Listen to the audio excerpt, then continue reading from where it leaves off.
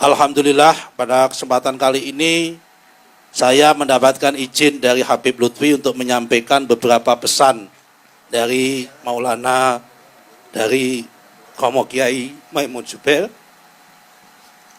Karena kebetulan satu hari sebelum beliau berangkat haji, kami dipanggil, entah ada apa, tiba-tiba Gus Kamil menelpon saya.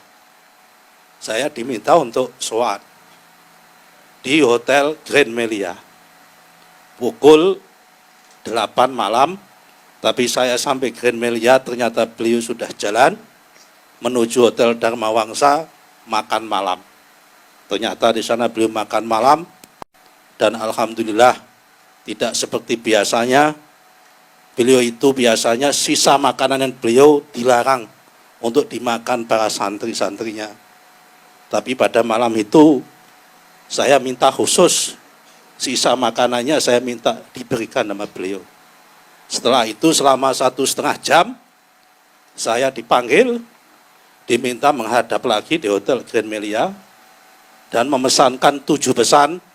Tapi yang akan saya sampaikan pada malam hari ini hanya 2, karena yang 5 sifatnya masih, yang 2 sifatnya pribadi, yang 2 pesan kepada Pak Jokowi, dan yang 1 saya akan sampaikan nanti pada saat yang tepat.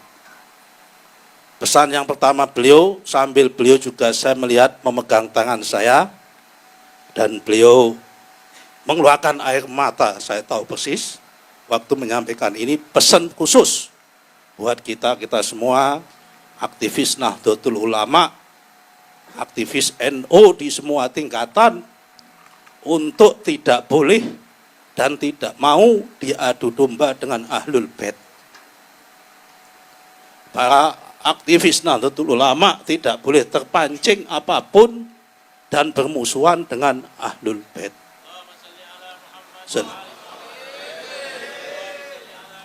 Beliau juga berpesan, kamu kalau ingin pegangan orang NU yang Habib dan Habib sing NU, NU sing Habib, peganglah Habib Lutfi. Karena Habib Lutfi ini ulama Habib sing Jawa, tur wong Jawa sing paham Habib. Saya tidak tahu maknanya beliau, tetapi saya memaknai begitu beliau wafat, ini adalah tongkat estafeta bahwa imam kita kali ini, kalau ada pesan-pesan dari beliau, kita nanti larinya, kita tanya kepada Al-Mukarram Maulana Habib Lutfi. Jadi intinya yang pertama, kita tidak boleh diadu domba sama Habaib, sama NU. Ini persis, kalau saya flashback, mohon maaf, 1 minggu setelah saya terpilih menjadi ketua GP Ansor, mumpung masih ada beliau nanti bisa diklarifikasi. Saya dipanggil sama guru kita semua, Maulana Al-Habib Muhammad Lutfi bin Yahya ke Pekalongan. Saya sowan tengah malam seperti biasanya, dan pesannya mirip sama dengan pesannya Romo Kiai Haji Maimun Zubair. Bahwa langkah pertama, orang Habaib nanti akan diadu domba antara Habaib yang Ahlus Sunnah wal Jamaah dan mohon maaf dengan Habaib yang selama ini dicap Syi'i atau Syiah. Seminggu kemudian setelah Habib Lutfi menyampaikan itu, meledaklah kasus Yapi di Pasuruan. Meledaklah kasus peringatan Haul Sayyidatina Fatimatu Zahra di Bondowoso yang ditandingi oleh NU cabang Bondowoso, membuat Maulid Nabi di depannya. Yang itu waktu itu kami ketua Ansor bingung, diminta untuk menjaganya. Yang sini Habaib membuat haulnya Sayyidatina Fatimatu Zahra, yang sebelah sini membuat Maulid Nabi yang dibuat oleh kiai-kiai NU, karena di sini diisukan Syiah. Kami semua ketakutan, banser-banser Bondowoso tidak berani bergerak.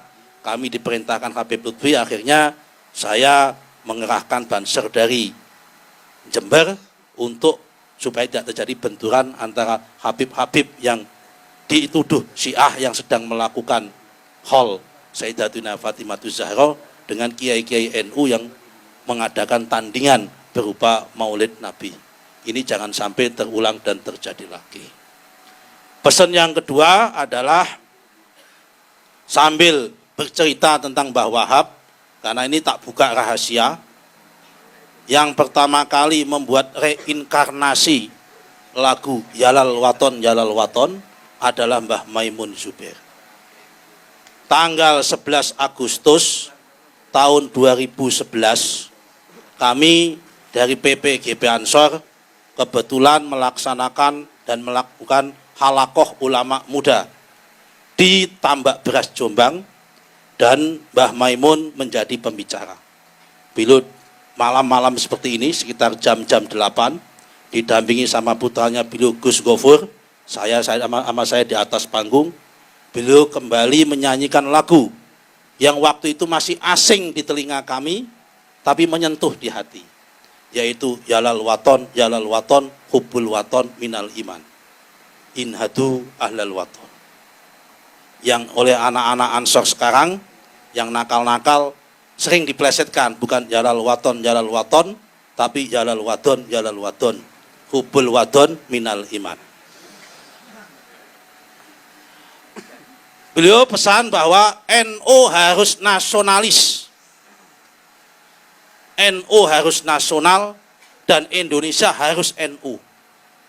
Artinya apa? NU religius harus berbasis nasionalis dan Indonesia yang nasional ini berbasis religius dan itu religinya adalah NU. Kenapa NU harus nasionalis? Karena beliau mengatakan sambil mengutip tafsirnya Syed Muhammad Ramadan Buti pada malam hari itu, bahwa kebangkitan peradaban Islam akan muncul dari Indonesia. Sekali lagi, kebangkitan peradaban Islam akan muncul dan datang dari Indonesia. Sambil mengutip sebuah ayat yang sering dikutip oleh beliau dan itu tafsirnya Syed Muhammad Ramadan Al-Buti. Menurut beliau, bahwa peradaban Islam ini mengalami 7 fase dan nanti puncaknya adalah fasenya di Indonesia. Fase pertama adalah fase Muhammadun pada zaman Nabi Muhammad. Muhammadun Rasulullah. Yang kedua adalah fase sahabat 4, walladzina ma'ahu. Kata beliau. Fase ketiga adalah asyidda'u 'alal kufar. Itu adalah Bani Umayyah. Fase keempat adalah ruhama'u bainahum, itu adalah Bani Abbasiyah. Fase kelima adalah fase kaum sufi sama kaum intelektual pada masa itu, Ibnu Rus, Ibnu Sina dan sebagainya. Tarakum ruk'an sujjatan yabtaguna fadlan minallahi wa ridwana, itu fase itu. Fase keenam adalah fase Turki Utsmani. Kenapa pakai Turki Utsmani? Lewat apa? Lewat simahum fi wujuhim min asaris sujud. Karena Turki Utsmani itu hobinya membangun masjid, itu adalah min asaris sujud. Yang ketujuh adalah fase Indonesia, yaitu adalah Kazar in akhroja. Dengan kalimat Kazar in akhroja, syatahu wastahla wastahan, itu al-ayah itu yang mengatakan bahwa kebangkitan Islam di dunia akan datang yang ketujuh dari sebuah negara, di mana negara itu adalah penghasil biji-bijian, dan negara itu bukan negara Islam, tapi mayoritas Islam. Negara itu ada ajaran Nasrani, juga ada ajaran Yahudi. Itu dimaknai oleh Syed Ramadan Buti dan dikutip berkali-kali oleh Mbah Maimun adalah Indonesia. Karena itu NU harus menjadi kekuatan nasionalis di Indonesia. Dan ditutup sama pesannya beliau, Pak Ilmi Faisal, mohon maaf, karena NU harus nasionalis, saya pesan sama kamu Nusron, kamu jangan keluar dari Golkar.